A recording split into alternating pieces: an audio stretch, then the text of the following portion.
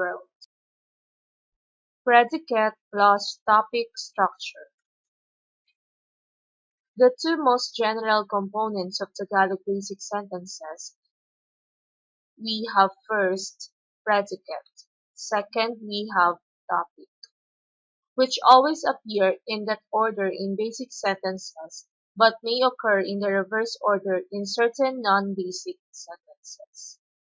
The topmost branching in a diagram of Tagalog basic sentences, we have this diagram.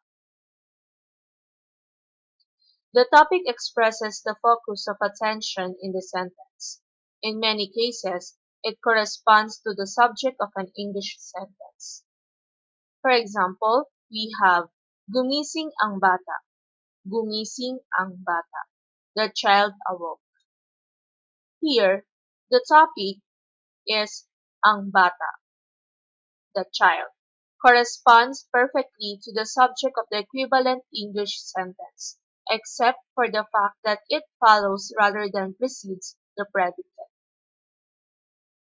But there are also many sentences in which a Tagalog topic is not translatable by an English subject, and conversely, in which an English subject is not translatable by a topic in Tagalog.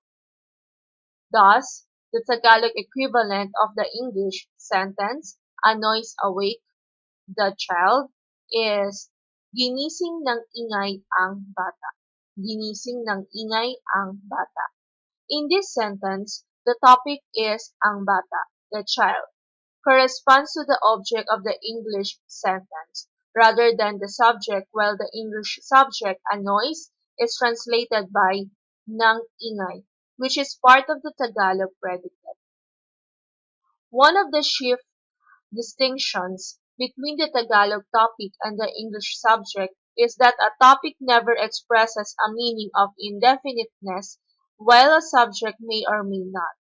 Thus, in general, when the subject of an English sentence includes an indefinite article, it fails to correspond to the topic of its Tagalog translation equivalent. A second important difference between a topic and a subject lies in the semantic relations that the two have to a predicate verb. In the great majority of cases, the semantic relation of an English subject to its verb is the relation of performer to action. There are conspicuous exceptions, such as the passive, but the relation is valid often enough to have given rise to a generalization. In Tagalog, no such general semantic relation obtains between topic and verb. Witness the sentence like, "Sinulat ko ang liham." Sinulat ko ang liham. I wrote the letter. Sinulatan ko ang teacher. Sinulatan ko ang teacher. I wrote to the teacher. The performer of the action is in both these sentences, expressed by ko, which is I, which is part of the predicate, while each of the topics, ang liham, the letter, ang teacher, the teacher, is in the different semantic relation to the verb. While the topics of Tagalog sentences occur in a variety of semantic relations to verb, and they have in common on the fact that they express the focus of attention in the sentence. That is, each topic represents an object, person, idea, action, and so on. That shares the attention of the speaker and his audience, something that is focused on by the sender and the receivers of the message alike. This common focus may originate in any of the number of different ways. For example, the object may have been mentioned in the immediate preceding context. Nagluto ng pagkain ang lola. Nagluto ng pagkain ang lola. Masarap ang pagkain. Masarap ang pagkain. Grandmother cooked some food. The food was delicious. It may have been implied, rather than mentioned, in the preceding context. Pumunta sa Tagaytay ang klase. Pumunta sa Tagaytay ang klase. Masaya ang biyahe. Masaya ang biyahe. The class went to Tagaytay. The trip was enjoyable. Or it may be something inside. Dumarating na ang bus. Dumarating na ang bus. The bus is coming now. The other component of a basic sentence, the predicate, represents what is said about the topic it precedes. In general, the predicate new information to the listener representing some object, person, idea, action, and so on that the speaker wants the listener to associate with the topic. While English predicates always include a verb, Tagalog predicates not. Tagalog predicates, we have three types. First, we have the nominal. Second, we have the adjectival. And third, we have the verbal Tagalog predicates. Only the last of this includes a verb. For example, we have here, artista ang babae. Artista ang babae. The woman is an actress. Maganda ang babae. Maganda ang babae. The woman is beautiful. Yumaman ang babae. Yumaman ang babae. The woman got rich. Tagalog sentences that include nominal or adjectival predicates may conveniently be grouped together in a single class of equational sentences. Sentences that include verbal predicates may be called narrational sentences. We start discussing about equational sentences. Tagalog equational sentences differ from their English translation equivalents in the following principal ways. First, the absence of a linking verb like English be, and second, the absence in the case of indefinite nominal predicates of an indefinite article like English a or an, and third, word order, the Tagalog predicate being sentence initial and the English predicate sentence final. The first of these differences applies in all cases. The equivalent of be in Tagalog is simply the equational structure itself, the nominal or adjectival predicate plus the topic. An equational sentence may be translated with a present or a past form of English be, according to the context. The second of the difference does not apply in the case of adjectival predicates, or in the case are marked nominal or definite predicates.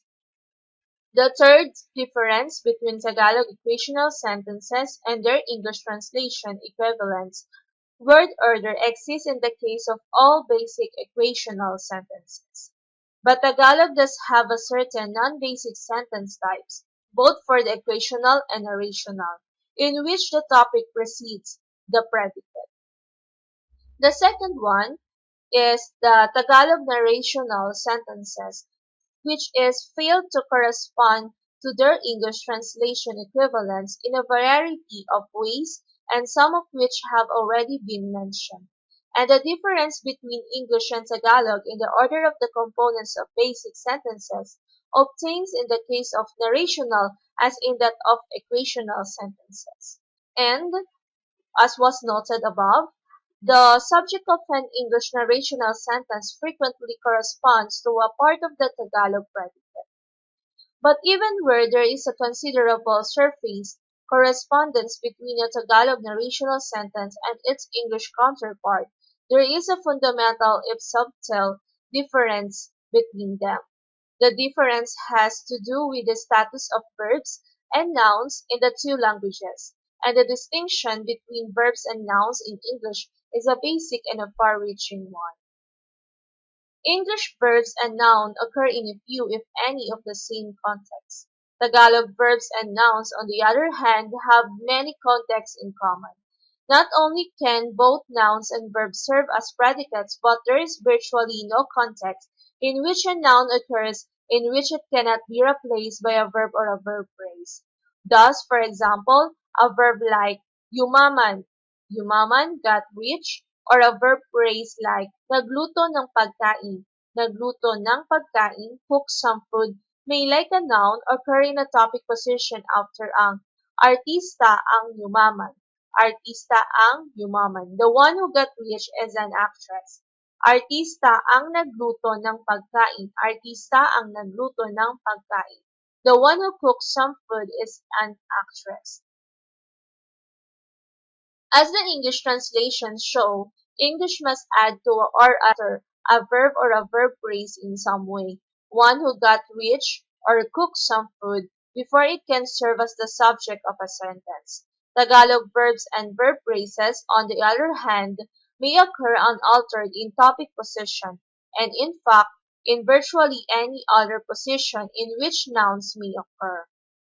Tagalog verbs and verb phrases are then much more noun-like than are their English counterparts. It may in fact quite reasonably be argued that the distinction made above between equational and narrational sentences in Tagalog is a somewhat arbitrary one, and that all Tagalog basic sentences, including those here treated as narrational, are essentially equational in nature, involving a balancing of two elements, the predicates and the topic, against one another.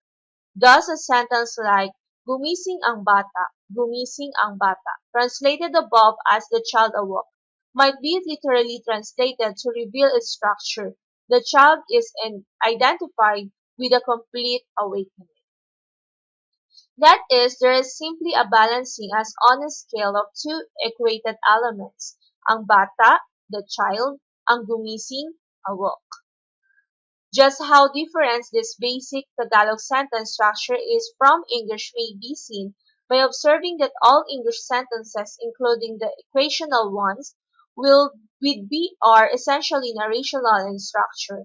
In English syntax, be is simply the verb that is used when no other verb applies. Sentences such as he is a man, Mary is an intelligent woman, and so on say no more logically than he or a man, Mary or an intelligent woman, but to be a complete sentence at all.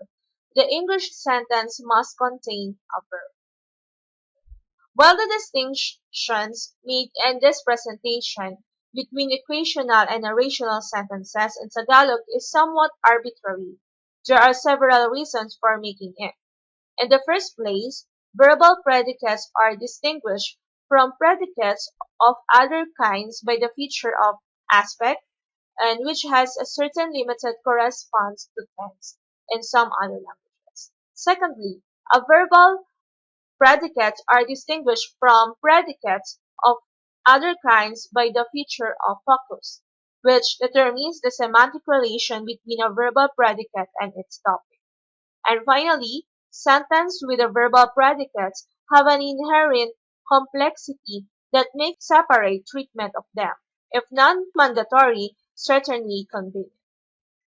Since there are several kinds of nominal predicates, many kinds of adverb or adjectival predicates, including adjective phrases, and an enormous complexity in verbal predicates, it is clear that the core of Tagalog basic sentence structure lies in the predicate. For this reason, and because the predicate is normally sentenced initially, it is treated before the topic in the following discussion. So thank you for listening. It's Wikipedia World.